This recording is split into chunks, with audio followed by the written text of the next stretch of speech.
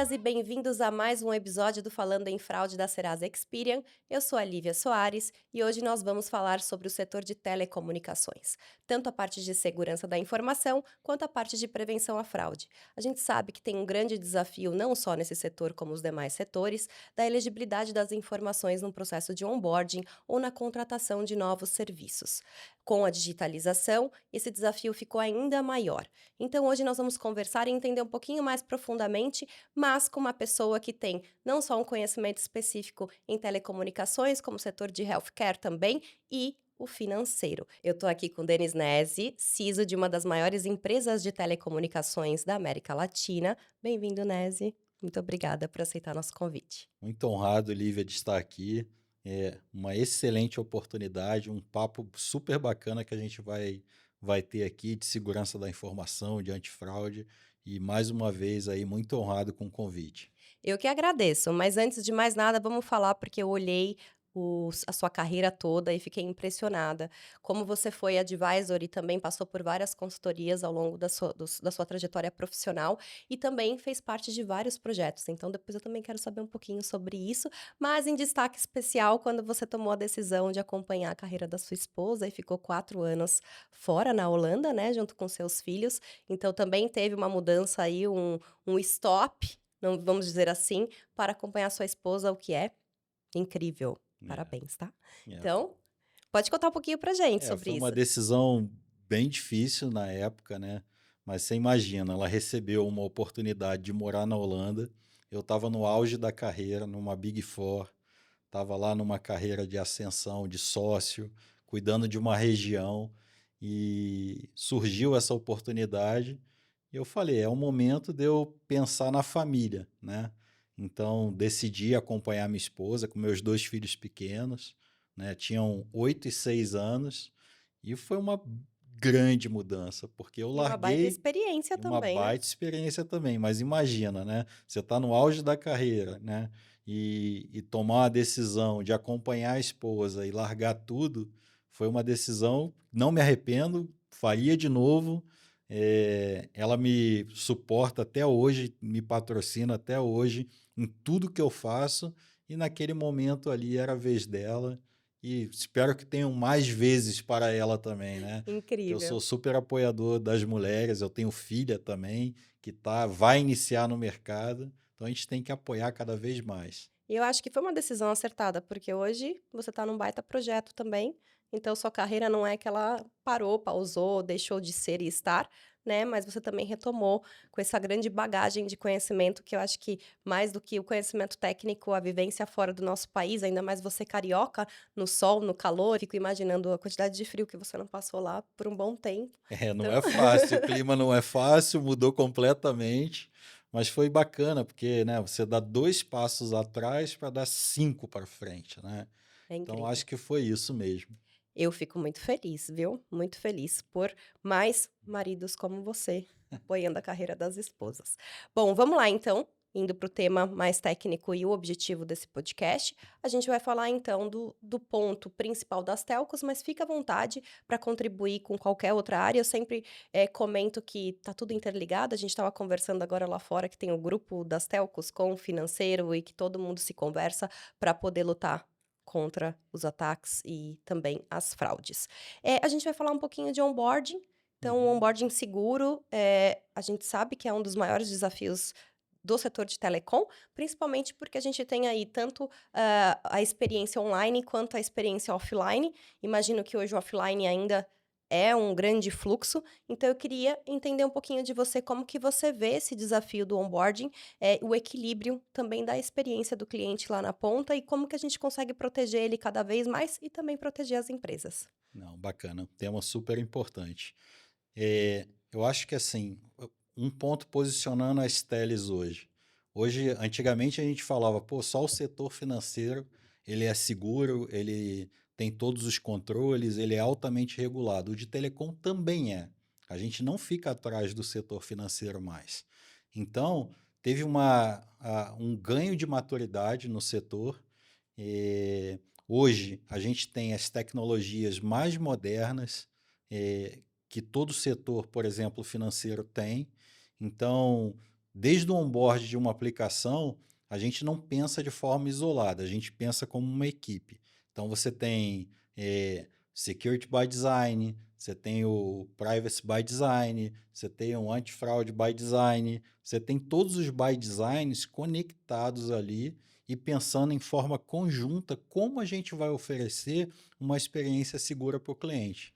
Então, um cliente hoje que vai numa loja, por exemplo, que eu capturo a biometria dele para ter certeza ali da autenticidade, da identidade, se é ele mesmo, né? Ele não passa só por isso. Todo aquele celular que está sendo usado ali, ele tem uma blindagem. Você não consegue capturar um documento, você não consegue capturar uma foto. Ele tem toda uma blindagem e ele vai de forma segura para uma base de dados também blindada e segura. A gente usa muito o termo plano de blindagem, porque a gente entende do negócio, entende de todas as travas que a gente tem que ter de antifraude, entende também da parte de segurança desse contexto e, mais importante ainda, a experiência do cliente ser mais saudável, vamos dizer assim, sem fricção, que é o que a gente mais conversa. Às vezes é difícil achar o equilíbrio, né? Você pode ver grandes bancos digitais, grandes e-commerce, eles tiveram que botar fricção, porque hoje o crime organizado, os fraudadores, os golpistas, eles estão com a tecnologia up-to-date e super modernos e conscientes de como fazer uma ação. Então, é isso. Eu acho que você tocou 2 pontos aqui importantes. O primeiro é a sinergia das áreas, que eu acho que eu quero falar um pouquinho disso com você depois. E também o fato das tecnologias, quando a gente olha para o criminoso, o quanto ele às vezes está à frente da gente. Mas eu também vejo uma grande evolução de nós todos e na priorização desse assunto e também de inclusão de novas tecnologias que podem ajudar vocês nessa luta constante contra a fraude e a proteção também da segurança das empresas. Você concorda que a gente já conseguiu evoluir bastante, que hoje a gente está no jogo aí de pegar eles com o mesmo nível de tecnologia? Teve uma boa evolução, sim. Eu vejo um baita investimento. Nós, os CISOs, nós conversamos muito entre a gente do que a gente faz, do que a gente não faz, qual é o gap e aonde a gente deve botar mais energia, mais esforço. Eu vejo sim uma grande evolução, só que nós, tanto de telecomunicações, setor financeiro, nós somos altamente regulados. Então, nem tudo que a gente quer fazer a gente pode, né? Então, o fraudador, o golpista, ele não tem lei e ele tem muito dinheiro. Nós temos uma limitação e temos reguladores.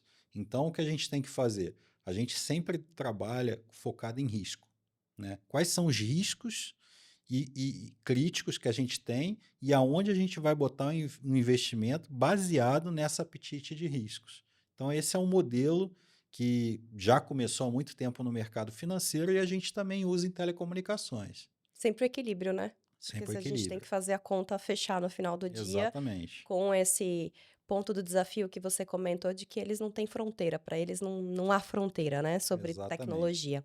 Legal. E aí você falou um pouco da junção de todas as áreas, security by design, fraud by design, falei certo? Fraud É by isso aí. design.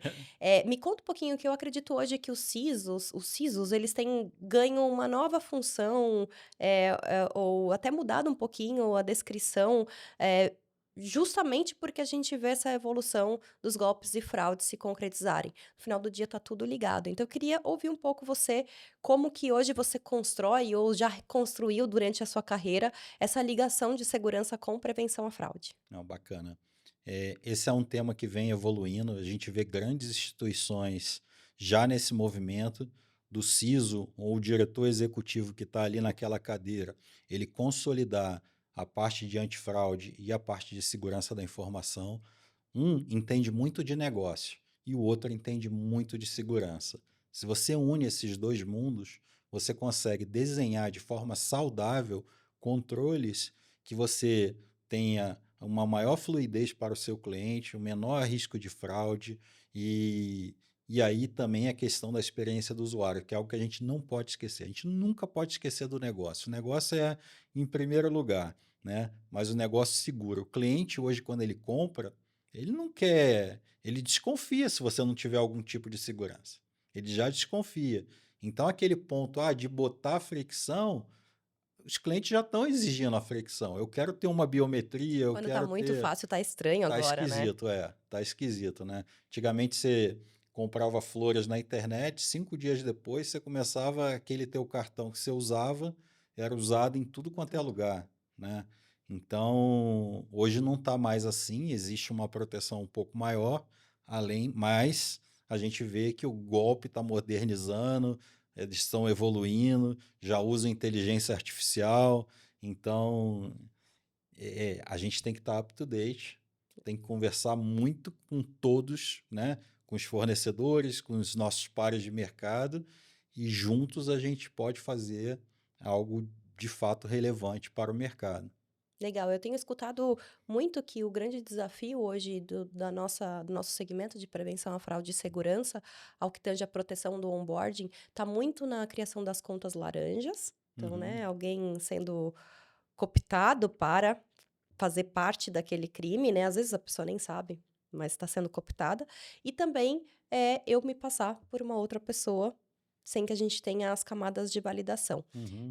Você vê dentro do setor de telecom algo mais de desafiador em relação a esse processo de evitar que haja uma conta laranja, ou seja, que tem alguém usando porque é difícil pegar conta laranja, né, no É. final do dia demora um pouquinho.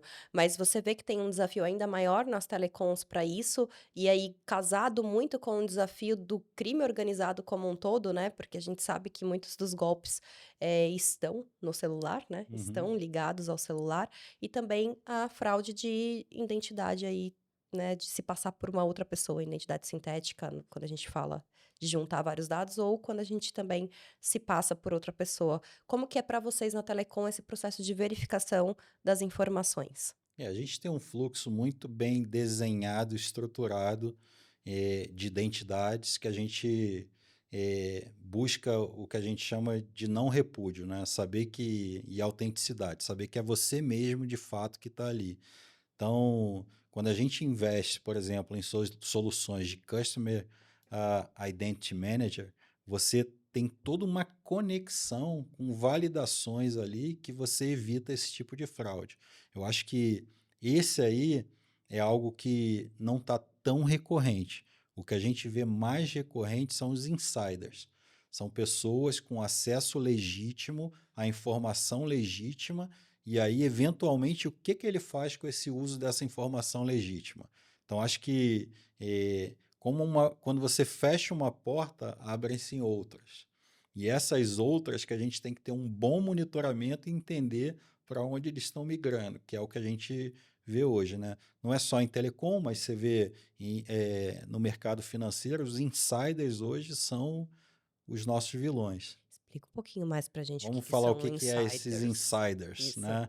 Podem ser funcionários, podem ser tá, terceiros, que têm um acesso legítimo à informação e que podem fazer um mau uso da informação, né? claro. Então, imagina que você abra uma conta corrente, ou que você compra um celular, ou que você faça uma abertura de um prontuário médico. E aquela informação, naquele momento de alguém que teve o legítimo acesso, vaze esse dado.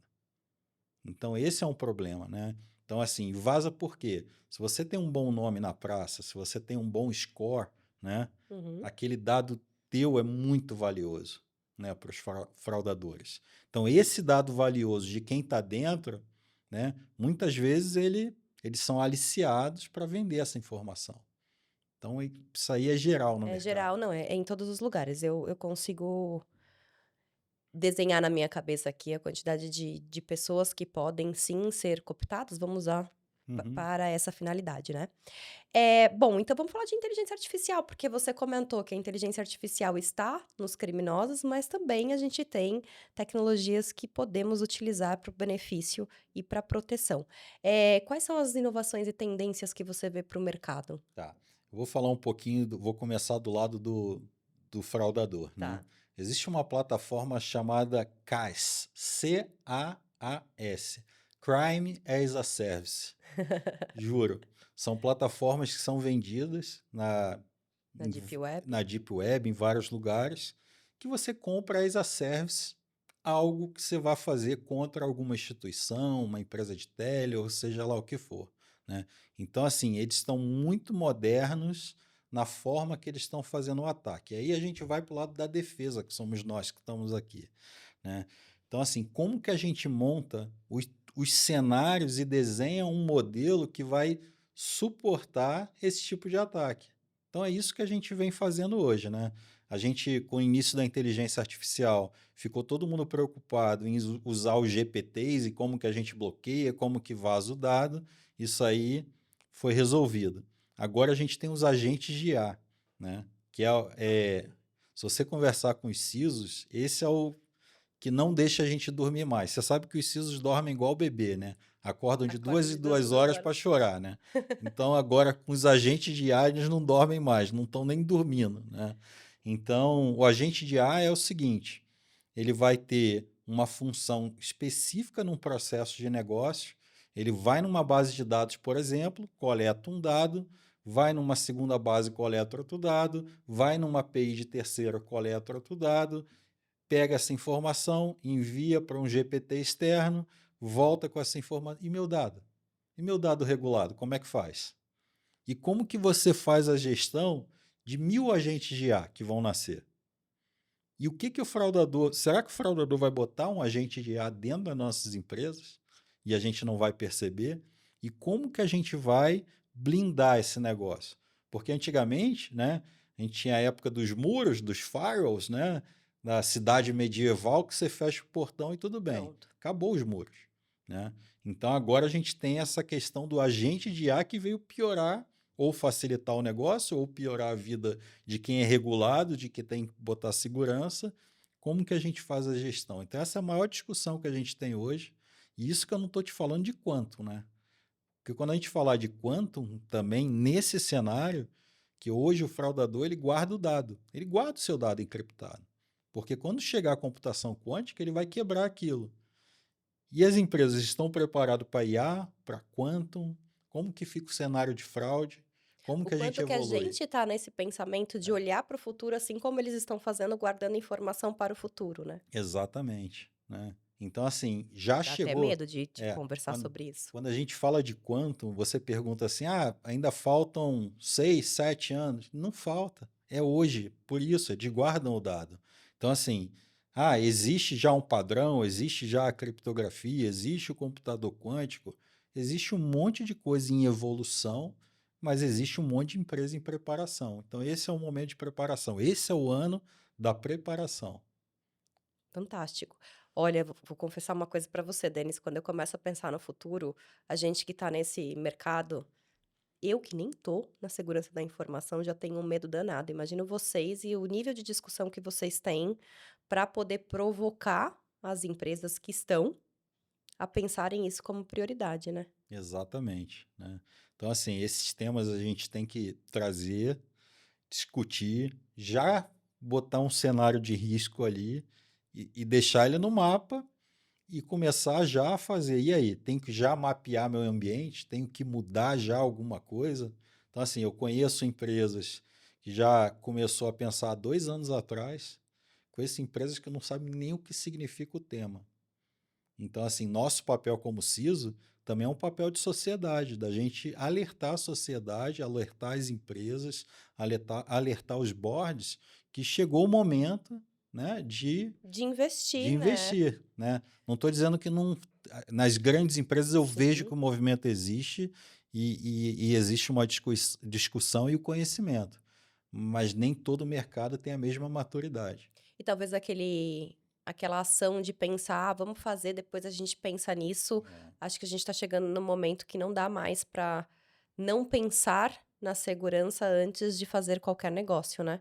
Porque a exatamente. vulnerabilidade pode ser muito grande, Pode certo? ser muito grande, né. Você botar é muito arriscado você botar um negócio no ar hoje, se não fizer os 3 elementos que eu te falei: security by design, fraud prevention by design ou antifraude by design e o privacy by design. Não tem como. E você comentou, desse nível de fragilidade, né, do que vem aí no futuro pra gente.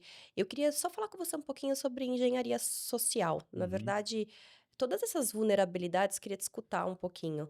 Eh, as empresas também tomam, decisões na parte da segurança da informação, casado com prevenção à fraude, sobre como evitar a engenharia social? Porque é muito difícil, né, você, estar no meio de um phishing ou de um smishing. Como que vocês atuam hoje para colaborar para que isso não cascateie numa fraude? Porque é um golpe, né, na verdade É, não é nem fraude, é um golpe, a gente acaba caindo por achar que tá vindo de um lugar seguro. exatamente. Vou te dar um número só para você entender. Mês passado, nós tivemos 300 milhões de e-mails entrantes na empresa. 300 milhões de e-mails. 90% eram e-mails maliciosos. 90%. Calma aí, esse caminho da entrada do e-mail, ele é vocês recebendo internamente? Recebendo um e-mail externo, 300 milhões, 90% eram e-mails com algum tipo de algo malicioso nesse e-mail, né? Só para você entender. Então, assim, você tem que ter componentes que vão ajudar na defesa, né? Então, assim, a gente até tem um mecanismo ali com um parceiro nosso que entende o e-mail um pouco melhor, usa ali uma inteligência ali para poder analisar e passar, porque eu também não posso barrar o e-mail bom, né? Uhum. Legítimo, né? Então, assim, esse aí é o cenário do e-mail. Quando a gente fala de engenharia social, você pegar uma empresa que tem quase 100 mil entre funcionários e terceiros, você tem que fazer uma baita campanha de conscientização, Educação, né, né. e educação dessas pessoas. Eu fico muito feliz de chegar num board de telecomunicações uma semana antes de soltar um phishing e tá todos os VPs e presidente, diretor, todo mundo falando, pô, aquele phishing que você mandou foi bom, né? Quase que eu caí, né? Então, assim, já estão conscientes. Quando a gente soltou a última campanha de phishing, eu recebi uns 50 telefonemas. 50, assim, de diretores, de VPs e tudo mais, alertando, ó, isso é um phishing, bloqueia. Então, assim, significa que está dando certo a conscientização, a forma que a gente está fazendo na organização. Mas são organizações que investem. Uhum. Nem todo mundo investe. É uma pequena parcela do mercado que investe. Um tema importante que eu quero te comentar é da cadeia de suprimentos. Hoje a gente trabalha, né, todo o mercado trabalha dependente da tua cadeia de suprimentos. O nível de segurança das grandes empresas e da cadeia de suprimentos, ele é diferente, Diferente. muito diferente. Então, se a gente não se preocupar com o nosso negócio pensando nos terceiros, assim, a gente está. E eu acho que é um desafio, né, como subir o nível de qualidade de segurança dessa sua cadeia, porque vamos pensar, uma coisa é o quanto de dinheiro, investimento, resultado uma grande corporação tem, Uhum. outras são as empresas menores, o quanto que elas vão conseguir também estar nesse nível de qualidade por ter ou não investimento para, né. Então Exatamente, exatamente. Estava te falando, a gente fez uma pesquisa entre os CISOs dessa cadeia de suprimentos, que é algo que nos preocupa hoje. E se você pegar, assim, tem 50% das empresas do mercado não tem budget para gestão de terceiros. Você pegar 60% das empresas do mercado, tem uma pessoa cuidando de gestão de terceiros, uma pessoa. Se você pegar em média uma grande empresa, ela tem de 2 a 3 mil fornecedores críticos. Saiu no resultado da pesquisa. E aí você pensa, um cara cuidando, o que que esse cara faz? não faz. Não faz, né? Então, no final, você tem zero. E aí é uma preocupação também. O mundo não tá fácil não, Lívia. Tá muito difícil. Vamos torcer para que a gente possa combater e prevenir do que agir depois que algo muito grandioso aconteça, né. Exatamente, temos que ser incansáveis, hein? É isso aí. Ó, a gente falou um pouco da segurança e, na verdade, até pegando o gancho da engenharia, acho que você trouxe um ponto muito, do phishing interno das empresas. Uhum. E trouxe a questão da conscientização em relação aos funcionários da companhia. E aí eu fico imaginando o que que a gente poderia fazer de diferente para ter esse mesmo nível que você comentou do board te elogiando sobre um phishing, na pessoa mesmo, no consumidor final, Uhum. porque eu recebo, você recebe no seu e-mail pessoal, a gente às vezes recebe uma ligação, e Uhum. aí quando a gente fala de inteligência artificial, a gente sabe que vão ter vozes, se passando por você, se passando por mim, para talvez Exatamente. tentar lubridiar a nossa família. Você vê algo ou tem discussão de vocês em relação a isso? Porque eu vejo um pouquinho mais, essa preocupação na área de prevenção à fraude, porque é Uhum. onde é a originação, vamos dizer assim, vem muita coisa da engenharia social, mas enquanto CISO, enquanto segurança da informação, enquanto a sua completude hoje de papel, na sua cadeira, você vê algo sendo feito também para o consumidor, para poder alertar e educá-los?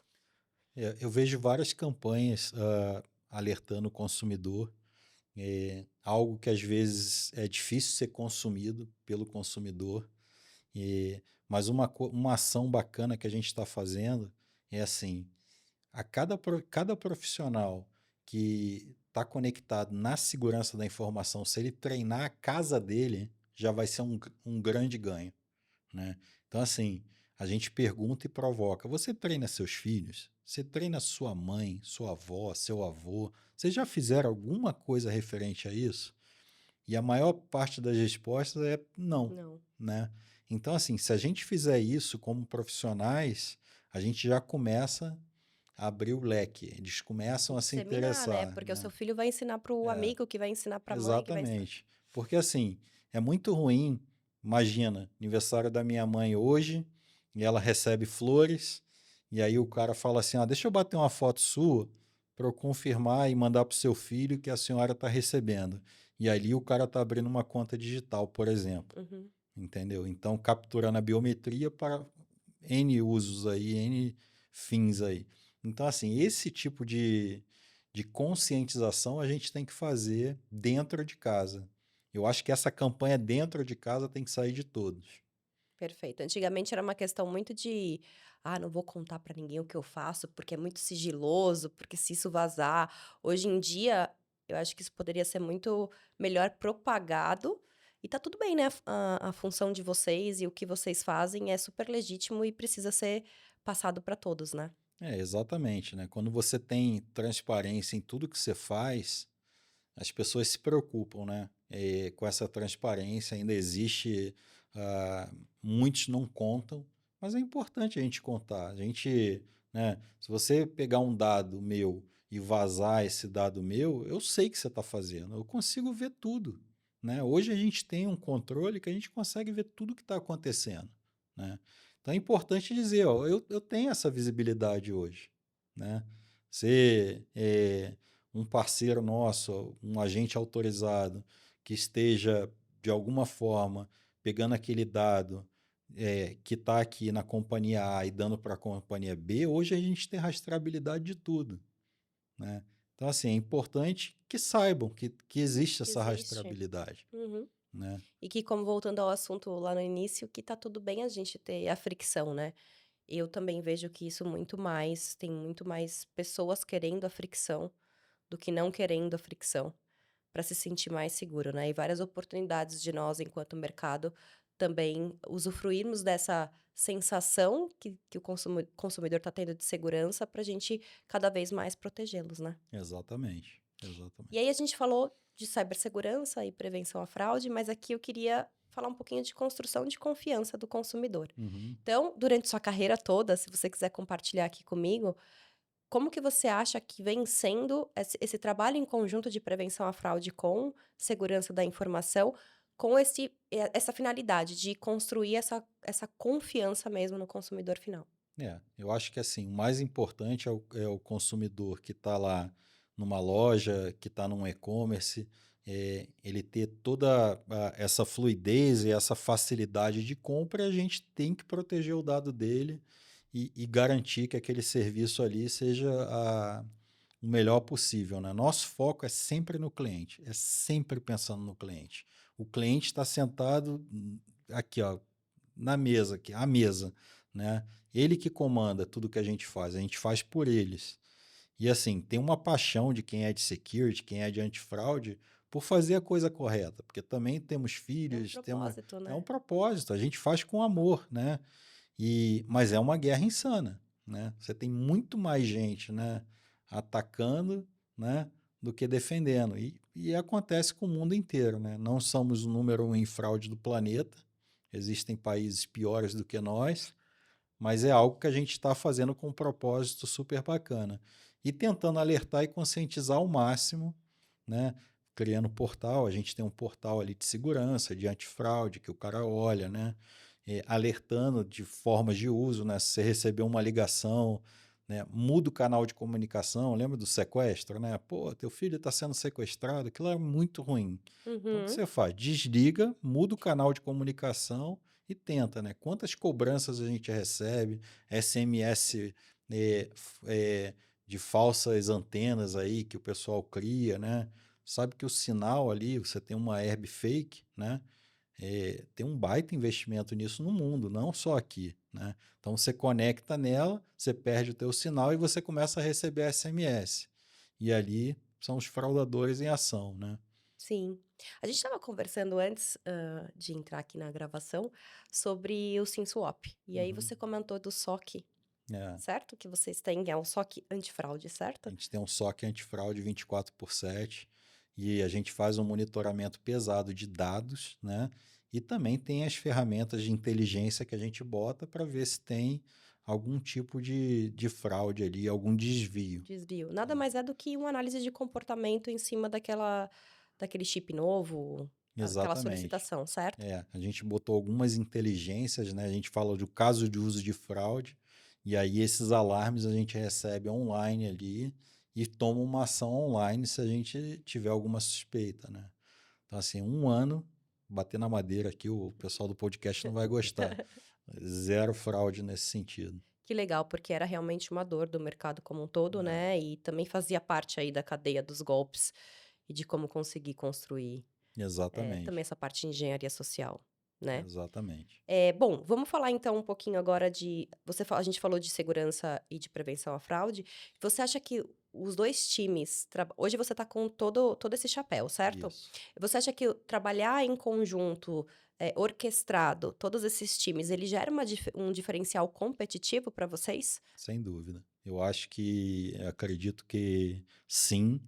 É, Antifraude sozinho, ele consegue fazer muita coisa, mas com segurança ele faz muito mais.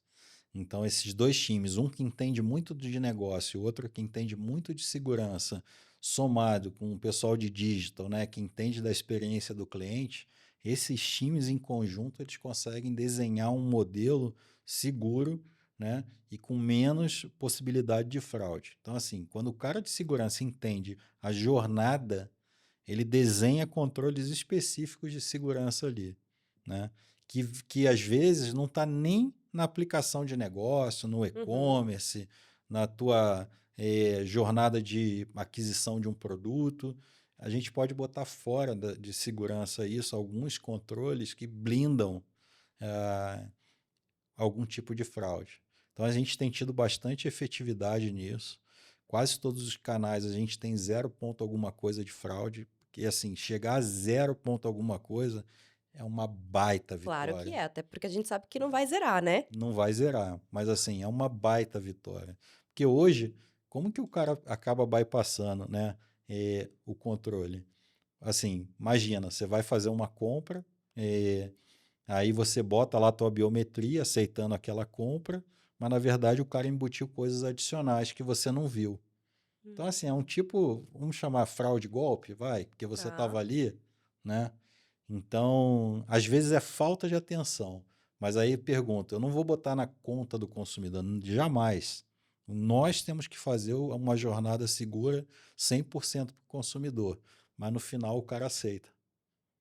Entendeu? Sim, Então eles bypassam todos os controles e eles vão aonde? Fator humano, claro, que claro. hoje é o problema, né?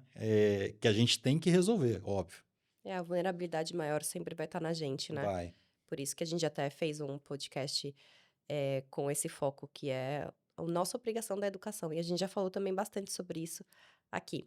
Eu vou para um último assunto para a gente terminar, que eu acho que a gente também conversou um pouquinho antes, que é só para a gente desmistificar a questão da LGPD, enfim, a gente falou muito da proteção do dado do consumidor, a Uhum. proteção das empresas, mas quando a gente fala da LGPD, o papel do CISO na LGPD, ele tem algum tipo de conflito se ele for também, o DPO nesse processo? Eu acho que tem. a gente teve uma discussão entre CISOs e foi muito interessante para pegar a perspectiva de todos, né? Então, assim, o DPO, o papel principal do DPO é proteger ali a pessoa, né? O dado, a privacidade da pessoa, ele cuida da pessoa. O papel do CISO, ele tá ali protegendo o interesse da companhia. Eu quero minha companhia blindada e 100%. Então, existe um conflito de interesses e ele é natural. Hoje, por exemplo, a gente tem uma diretora que é de PO, da empresa onde eu estou. Ela define ali todos os controles, o que deve ser feito, né, numa perspectiva de negócio da pessoa, e eu implemento toda essa proteção. E a gente constrói um mapa de risco juntos e vamos vendo a efetividade, né? Mas existe sim. O que eu vejo hoje do CISO, ele tem avançado em novos papéis. Então, assim, ele está deixando, vamos dizer, de ser um CISO para ser um diretor executivo e acumulando papéis. O papel do CISO, o papel de antifraude, às vezes tem uma inspetoria e algo de investigação conectado junto. Já vi CISOs cuidando de governança de TI, somando ali na área dele. Então, assim, eu estou vendo um papel sendo desenhado para o CISO, ganhando novas funções. Isso é legal, porque a Isso é gente legal. também tá movimentando aí o mercado de trabalho e o nível de conhecimento, né? Espalhando mais Exatamente. ainda pessoas generalistas, talvez, né, em todos os guarda-chuvas. Muito bom. Quer acrescentar alguma coisa? Algum outro ponto que a gente deixou de falar importante nesse podcast? Eu acho assim, eu acho que para finalizar, a gente pode falar da união dos CISOs, que é algo que vem acontecendo muito forte e é importante. Os CISOs que não estão conectados se conectem, é super Urgente. urgente, é super importante. Às vezes a gente tem um nível de investimento, por exemplo, em avaliação de ameaças que estão acontecendo no mundo. Aí você imagina um banco que tem um baita investimento, que está olhando coisas que talvez os outros que tenham menos budget estejam olhando, ele compartilha. Então você fica sabendo online das coisas que estão acontecendo no mundo de forma colaborativa, né? E trocando, né? E aí, o que que a gente faz nesse cenário? Então, essa união e essa troca, a gente tem que ter mais e mais. A velocidade do crime, como a gente falou, tá a milhão. Nós temos que estar a milhão, pelo menos junto entre os Até para CISOs. vocês conseguirem dormir não mais como uns bebês, Exatamente, né? conseguirem A dormir gente tem que melhor, virar adulto, virar né? adulto um pouquinho. Deixa. Muito bem, Denis, eu quero te agradecer muito por ter estado com a gente hoje aqui. Acho que a gente tem uma grande oportunidade de aumentar ainda mais esse nível de conversa e trazer mais CISOs e trazer mais redes de prevenção à fraude para a gente encontrar esse equilíbrio. E com essa orquestração que você comentou, que eu acho que esse foi o ponto, o auge do nosso podcast hoje, das equipes estarem todas muito sincronizadas e trabalharem em conjunto com um propósito único, certo? Certo. É isso aí também, honrado de estar aqui novamente. O trabalho que vocês vêm fazendo, muito bacana, parabéns. Assisti os outros Obrigada. Ai, que podcasts, bom! estou aprendendo bastante. É sempre bom, né, ter esse aprendizado aí que vocês estão proporcionando ao mercado. É Que uma bom. forma de conscientizar. Com certeza, e de educar. Muito obrigada por assistir mais um podcast com a gente. Eu gostaria de convidá-los a se inscreverem no nosso canal do YouTube e também no Spotify. Até o próximo episódio.